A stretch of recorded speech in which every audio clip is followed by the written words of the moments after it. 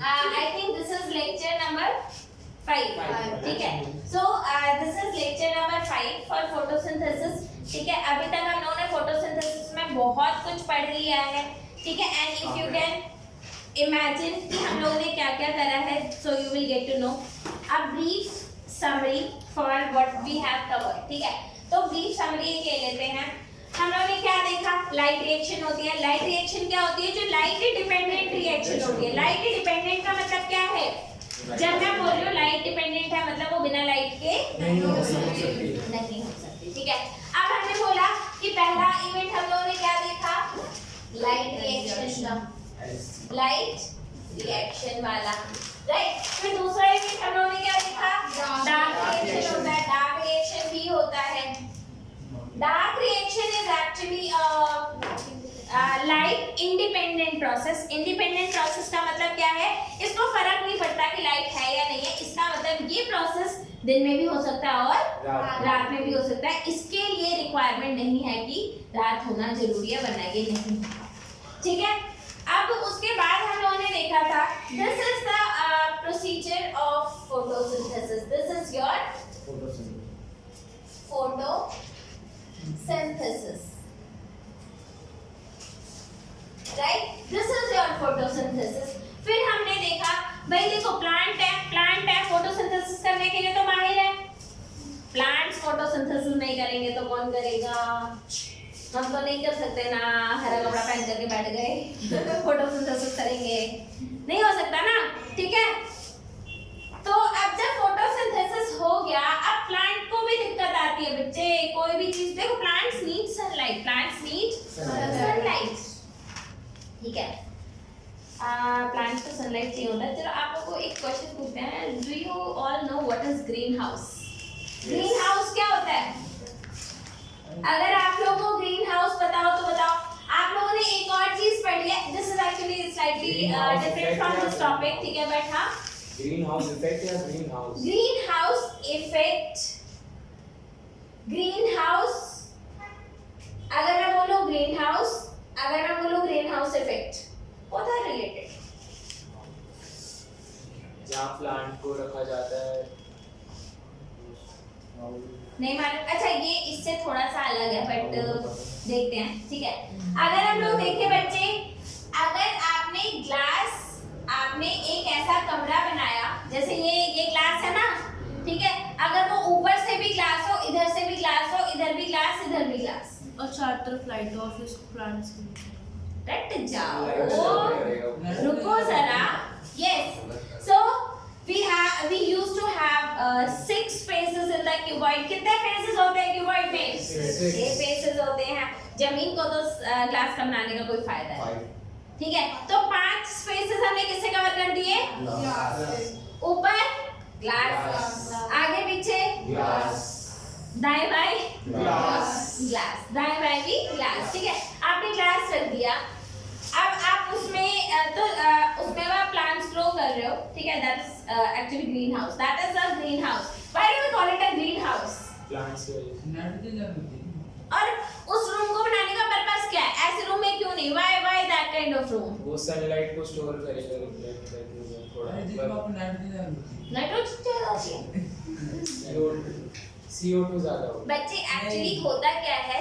Sunlight आ तो जाती है, निकल नहीं पाती. सनलाइट आ जाती है लेकिन निकल नहीं पाती. एंड दैट रूम इज, और उसका टेम्परेचर डेफिनेटली ज्यादा होगा. वैसे रूम का टेम्परेचर ज्यादा होगा. ठीक है. और अगर आप ऐसे कंट्रीज में जाओगे जहाँ का टेम्परेचर जनरली अगर कम रहता है, तो वो ऐसे रूम को किस लिए यूज करते हैं? To grow the plants. वो किस लिए यूज करते हैं?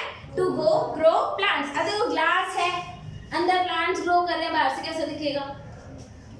ग्रीन. ठीक है. ग्रीन हाउस हो गया, इसलिए उसे क्या बोलते हैं? Green house.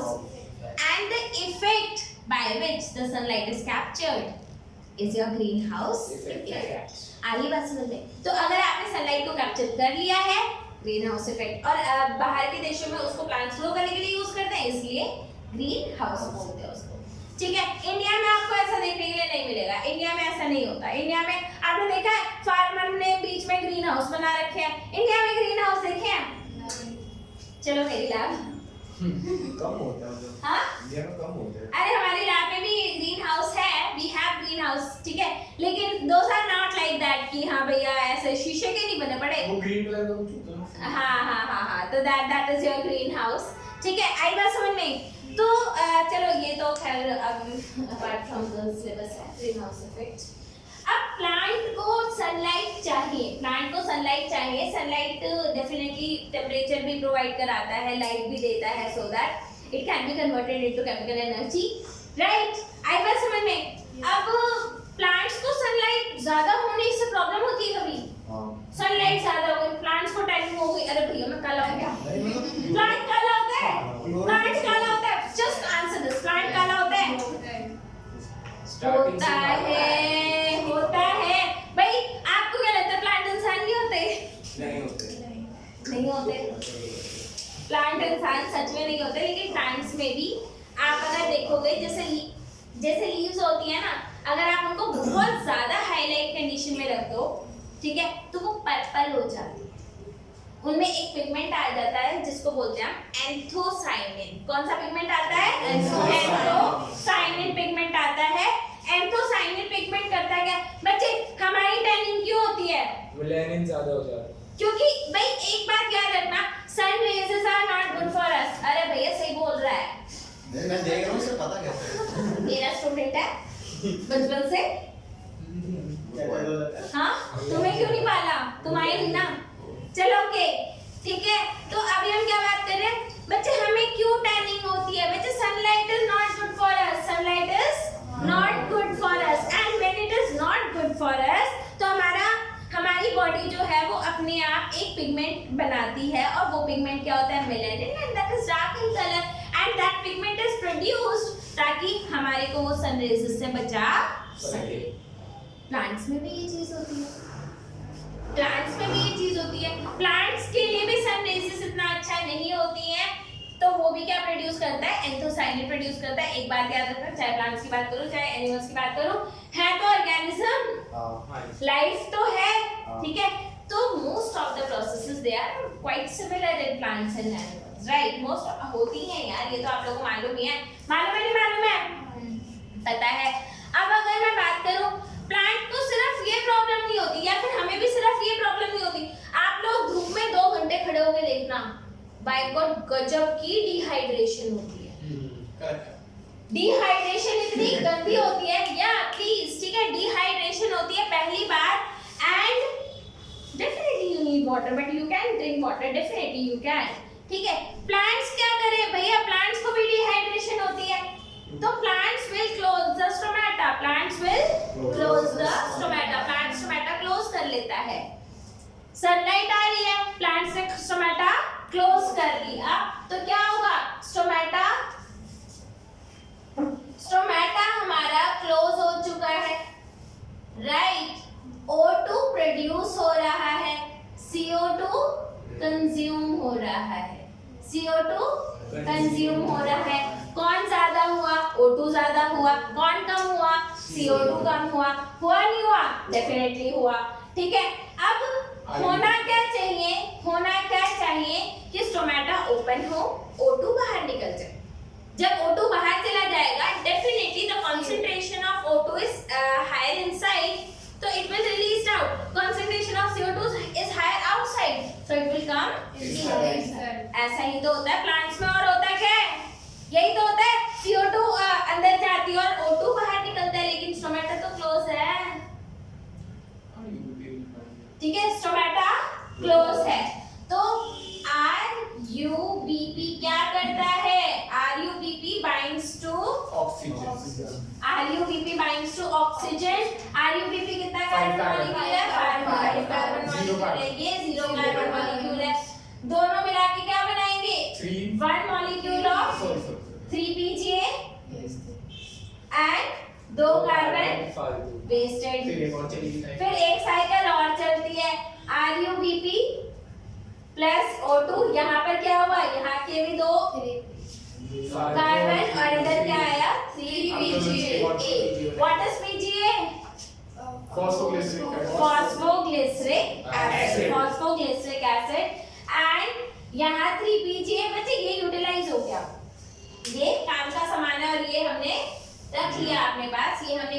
कर लिया, ये हमने यूटिलाइज कर लिया. What will happen to this? अभी मैंने 3 पीजे बनाए. Exactly. This will make a PGA, 3 PGA, right? And one carbon will be released as CO2. one carbon will be released as CO2.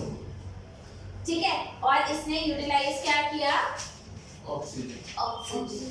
और ये सारा इस सारी प्रोसीजर का जो ब्लेम है वो किस पे है? सनलाइट पे है ना? कौन है कल्प्रिट? सनलाइट. इस पूरी प्रोसेस को हम क्या बोलते हैं? ये प्रोसेस को क्या बोलते हैं? Photo respiration. Photo respiration. ठीक है. अब हम इसी टॉपिक को पहले एनसीईआरटी से एक बार कवर कर लेते हैं.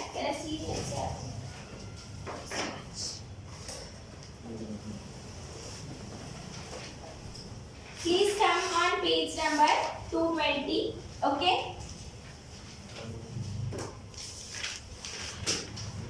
आप लोगों ने यहाँ पर देखा that photorespiration is the process in which plant utilize या plants takes O2 and releases CO2 and that's why it is termed as क्या बोलते हैं उसे? Photorespiration बोलते हैं. बच्चे ये जो दूसरा ये टर्म ये जो दो कार्बन मॉलिक्यूल होता है ये क्या बनाता है? फॉस्फोग्लाइकोलेट बोलते हैं. इसे क्या बोलते हैं? Phosphoglycolate. So this is known as phosphoglyc. So this is phosphoglyceric acid and this is phosphoglycolate. This is phosphoglycolate and it is your in C3 plants ठीक है O2 does bind to ribosco ठीक है and hence CO2 fixation is decreased. अब आप देखो पहली बात तो इसने जो प्लांट फोटोसिंथेसिस कर सकता था उसको रिड्यूस कर दिया. अरे CO2 को फिक्स करना था ना. हमें कौन सा O2 को फिक्स करके कोई प्राइज मिल जाएगा? नोबेल प्राइज मिल रहा है क्या? नहीं मिल रहा. ठीक है. O2 को फिक्स करना हमारा एम है. ऑक्सीजन को फिक्स करना हमारा एम है. ऐसा लगता है कि देखिए बैठे भी नहीं है. ठीक है. So what will happen here? RuBP instead converted to 2 molecules of PGA binds to 2 क्या दे रहे? Converted to 2 molecules of PGA and binds with O2 to form 1 molecules of phosphoglycerate. ठीक है. ये क्या बना लेता है? ये एक तो फॉस्फोग्लिसरेट बना लेता है और दूसरा क्या बना लेता है? फॉस्फोग्लाइकोलेट. ठीक है. And that's why it is called photorespiration. In the photorespiratory pathway, ठीक है, there is neither synthesis of sugar nor ATP. ना तो शुगर जनरेट हुआ और ना ही ATP. इसीलिए इसको हम क्या बोलते हैं? Complete waste process. Okay, rather it results in release of CO2 and utilization of ATP. देखो एक तो कुछ काम भी नहीं हो रहा और ऊपर से ये हमारे ATP खा के और बैठ रहा है. ठीक है. Therefore photorespiration is a wasteful process. एक बात याद रखना, ना शुगर बना ना ATP बना, ऊपर से हमारे ATP यूज और कर रहा है, CO2 को रिलीज कर रहा है. That's why it is a completely waste process. ठीक है. ये बात समझ में आई या नहीं आई? पक्का? Okay. Now in plants photo अच्छा C4 प्लांट्स होते हैं बच्चे. इस अब ये कंप्लीटली वेस्ट प्रोसेस था. ये बात प्लांट्स को भी पता थी. ये बात प्लांट्स को भी. हाँ बच्चे एक बात याद रखना, there is a term known as evolution. Do you know this? कई बार कुछ चीजें वेस्ट होती हैं बट आप उनको इमीडिएटली अबॉर्ट नहीं कर सकते. ठीक है. एकदम से आप नहीं कह सकते कि this process will not occur. Why? Because stomata is still closed. Stomata is closed. ठीक है. CO2 is decreased, O2 is increased. तो मॉलिक्यूल की ये टेंडेंसी है. ठीक है. अब मान लो अगर ऐसा होता है कि आप अपने घर में ठीक है एक साल के बच्चे को लॉक करके और खुला छोड़ जाते हो. आई मीन टू से कि मैं अगर यहाँ पर इधर 1-2 साल का बच्चा यहाँ पर छोड़ दूँ, ठीक है, वहाँ से लॉक कर दूँ, गेट लॉक कर दूँ और बच्चा खुला हुआ है, मतलब कहीं भी घूम सकता है। 2 साल का बच्चा वही है। Okay, what will happen to the house when you will return after 2 hours? खेलता रहेगा वो। खेलता रहेगा, कुछ कुछ चीजें पटक दी होंगी, कुछ कुछ चीजें कुछ कर दिया होगा, राइट, कुछ ना कुछ तो कर दिया होगा। घर जैसा छोड़ के जाओगे कि क्या वैसा मिलेगा? नहीं। मिलेगा? क्या पता बच्चा सो गया हो? हाँ, क्या पता बच्चा सो गया हो? क्या पता सो गया हो और क्या पता नहीं सोया हो। ना सोया हो। दोनों की प्रोबेबिलिटी इक्वल, क्या पता सोया भी हो और कबाड़ मचा के सोया हो, ठीक है? ये सोया ओके, ही था। हाँ, या सोया ही नहीं। कबाड़ मचा के सो बिना सोया रहे। एग्जैक्टली, ठीक है। तो नेक्स्ट टाइम अब अगर आप घर से दूर हो, आप कुछ कर ही नहीं सकते, अगर आपने खुला छोड़ ही दिया तो आप कुछ कर ही नहीं सकते, ठीक है? नेक्स्ट टाइम आपका डिसीजन क्या होगा? बात के बारे में। बांध के जाना है। अरे साक्षी बच्चों को बचा के रखो। लैब में है हवा, सॉरी हैवान है तो। अरे नहीं, हमारे पास एक सुला के जाएंगे, सुला के जाएंगे। उठ जाएगा। मैं तो लेके चला जाऊंगा। अबे वो दीवार पे कील ठोक कैसे डाल के रहेगा। प्लेन थोड़ी है वो। नहीं, हमारी ट्यूशन में एक बच्चा था, उसकी मम्मी उसको फ्रिज से बांध के जाती थी। फ्रिज से। फ्रिज का काम नहीं हो सकता है। फ्रिज का काम शीगम हो सकता है। चलो ओके, ये ठीक है। नहीं नहीं, ये मैं जानी था। मैं शरीफ बच्चा हूँ। ये उससे शरीफ है जो वो बच्चा था, ठीक है?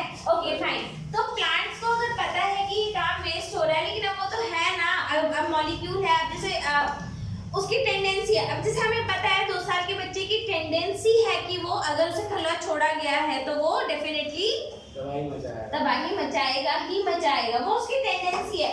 ऐसे ही हमारे RUBP जो है बच्चे, इसकी भी टेंडेंसी है, CO2 मिला तो CO2 से बाइंड कर दिया, O2 मिला तो O2 से बाइंड कर दिया। टेंडेंसी है, करेगा बाइंड। 2 के बाद 2। समझ में आई बात? तो ये प्रोसेस हो रहा था। और एक बात याद रखना, स्टार्टिंग में एकदम सब कुछ परफेक्ट नहीं हो जाता है, धीरे धीरे करके परफेक्शन की तरफ मूव करते हैं, ठीक है? उसके बाद प्लांट्स में एक अच्छा प्रोसेस इवॉल्व हुआ और उस प्रोसेस को हम क्या बोलते हैं? C4 pathway. C4 पाथवे, ठीक है? Now there is a pathway C4। अब C4 पाथवे इवॉल्व क्यों हुआ था? फोटो रेस्पिरेशन को मिनिमाइज करने के लिए, क्योंकि फोटो रेस्पिरेशन जो है वो कंप्लीटली वेस्ट प्रोसेस है। इसको मिनिमाइज करने के लिए क्या हुआ? C4 पाथवे, ठीक है? C4 पाथवे बच्चे बड़ा ही प्यारा पाथवे है ये, ठीक है? इसको रख लेते हैं। अब C4 पाथवे हमें करना है, एंड C4 पाथवे में एक बड़े प्यारे सेल होते हैं जिसको बोलते हैं bundle sheath cell and mesophyll cell, ठीक है? कुछ नहीं, बस बताती हूँ क्या है। क्या कह रहे हो? C4 पाथवे, जैसा कि मैंने आपको बताया कि C3 पाथवे क्या होता है? C3 pathway is a pathway in which first molecule that formed was 3 carbon molecule and that was phosphoglyceric acid 3PGA। इसमें कितने कार्बन मॉलिक्यूल वाला पहला कंपाउंड बनेगा? 4 कार्बन वाला बनेगा, और 4 कार्बन वाला जो बनता है उसे क्या बोलते हैं? Oxalo acetic acid. तो इसमें क्या बनता है? OAA बनता है इसके अंदर। So we have oxalo acetic acid, okay? अब यहाँ पर 2 टाइप के सेल्स हैं बच्चे। एक सेकेंड, हाँ, okay. So now we have the C4 pathway, ठीक है? C4 पाथवे आपका क्या होता है बच्चे? इसके अंदर पहली बात तो दिस इज अ प्रोसेस, ठीक है, which is there in plants जो हाई टेम्परेचर पे रहते हैं, ठीक है? And C4 pathway was evolved so that आपका जो फोटो रेस्पिरेशन वाला प्रोसेस है उसको मिनिमाइज किया जा सके, ठीक है? इसमें आपका कार्बन डाइऑक्साइड पहले ही लेकर के रख लिया, ठीक है? और कार्बन डाइऑक्साइड की फॉर्म में नहीं रखा, कार्बन डाइऑक्साइड लिया और उसको क्या करते हैं? जैसे ही आपका कार्बन डाइऑक्साइड एटमॉस्फेयर से अंदर आया। अच्छा हाँ, एक और बात, इनके जो प्लांट्स होते हैं ना, आप इनकी स्टेम को जब काटोगे, यानी कि टीएस सेक्शन जब लेते हो जब आप इसका, और when you will visualize that into microscope, then you will be able to see a very beautiful structure. Bundle sheath cell जो होते हैं ना, इनकी बंडल शीट सेल की बहुत ही सुंदर सा स्ट्रक्चर बनाते हैं, जस्ट लाइक अ फ्लावर टाइप का सा, ठीक है। तो इट विल लुक लाइक ऐसा, मतलब ऐसा सा स्ट्रक्चर आपका दिखता है, बहुत ही सुंदर दिखता है। इसको क्रांस एनाटॉमी भी बोलते हैं, क्रांस एनाटॉमी, ठीक है। क्रांस एनाटॉमी आता है, that is related to C4 pathway. अगर आपका हैच एंड स्लैप पाथवे आता है, that is your C4 pathway. C4 pathway क्या है बच्चे, अब मैं आपको बताती हूँ। एटमॉस्फेरिक CO2 लिया गया, ठीक है, और जैसे ही वो सेल के अंदर आता है, कार्बोनिक एसिड में कन्वर्ट हो गया, 1 कार्बन मॉलिक्यूल। बच्चे आपका पेप क्या है, phosphoenol pyruvate. So it is your phosphoenol pyruvate. It is a 3 carbon molecule. How many carbons are here? 3 carbon molecule. It will bind with carbon dioxide and it will form oxaloacetic acid. Oxaloacetic acid क्या है? 4 carbon molecule है, तो आप इसको C4 acid भी बोलते हो, ठीक है। C4 acid ये आपका कहाँ पर बना, मेसोफिल सेल में। तो आपका कार्बन डाइऑक्साइड को आपने लिया कहाँ, कैप्चर कहाँ किया, मेसोफिल सेल्स में, ठीक है। आपने ऑक्सैलोएसिटिक एसिड में कन्वर्ट कर दिया, then this C4 acid is transported to bundle sheath cell. हाँ, बंडल शीट सेल आप ये कह लो, उसके अंदर का बस एक सेल है, ठीक है, which is inside to the mesophyll cell, आपने उधर ट्रांसफर कर दिया। और यहाँ पर कैल्विन साइकिल कहाँ पर होती है, बंडल शीट सेल में होती है। OAA which was 4 carbon molecule, ठीक है, it was decarboxylation occur। decarboxylation क्या होता है, यानी कि CO2 रिमूव कर दिया। जब C4 मॉलिक्यूल में से एक CO2 हटा दिया, तो अब उसमें कितने कार्बन बचे, 3 कार्बन बचे। तो जैसे ही आपने इसका एक कार्बन डाइऑक्साइड हटा दिया, तो अब क्या बचा, C3 बचा, ठीक है। अब ये CO2 कब यूज करेगा, वो ये CO2 किसमें यूज कर लेगा, केल्विन साइकिल में यूज कर लेगा, ओके। और यहाँ पर आपकी केल्विन साइकिल हो रही है। तो बेसिकली क्या है, जब भी आपको CO2 की कमी पड़ेगी, तो हमारा जो ये ऑक्सैलोएसिटिक एसिड बना हुआ है, वो उसको CO2 प्रोवाइड करा देगा, सो दैट आपका जो RUBP है, that is not going to bind with oxygen. अब ऑक्सीजन से बाइंड नहीं करेगा, तो फोटो रेस्पिरेशन मिनिमाइज हो जाएगा, राइट। C3 एसिड बन गया। C3 एसिड बच्चे यहाँ पर फिर से ट्रांसपोर्ट होता है, रीजनरेट होता है। रीजनरेट करने का मतलब क्या है, अब वो फिर से पेप बना लेता है, that is phosphoenol pyruvate. Phosphoenol pyruvate बना लेता है, and again it will combine and this cycle will go on, and this is called, इसको या तो हैच स्लैप पाथवे बोलो, या फिर आप C4 पाथवे बोलो। क्रांस एनाटॉमी कहाँ पर मिलती है, C4 प्लांट्स में मिलती है, and this process was evolved to minimise the photorespiration. Yes, बिल्कुल सही बात। आई बात समझ में, आप लोग यहाँ तक प्लीज पढ़कर आओ, नेक्स्ट क्लास में भी डट जाओ, ठीक है। एंड सेकेंड थिंग इज कि एक तो आपको ये करना है, अब आप लोग का सिर्फ एक ही टॉपिक बच रहा है, and that is factors of active. Next class में देखो हमें करना क्या है। पहली चीज जो हमें करनी है, C3 और C4 का कंपैरिजन हम करेंगे, ग्लोबल कंपैरिजन की क्या है, C3 प्लांट्स में क्या होता है, C4 प्लांट्स में क्या होता है। और फिर आपका सिर्फ एक टॉपिक बचता है, that is factors affecting photosynthesis. ये पूरा का पूरा टॉपिक बस एक क्लास, और आई थिंक 40 मिनट्स की भी नहीं होगी वो class, max to max. After that this chapter will be covered. आप लोग के स्कूल में कैसा पढ़ाया गया, हो गया? हमारे नाम ने डायग्राम, हाँ पता नहीं, हमारे नाम ने डायग्राम शायद ही बनाया था। अरे इसमें यार डायग्राम बनवाया है भाई, हमें वो साइड अलग तरह बना, पढ़ता था। चलो ओके, बाय बाय।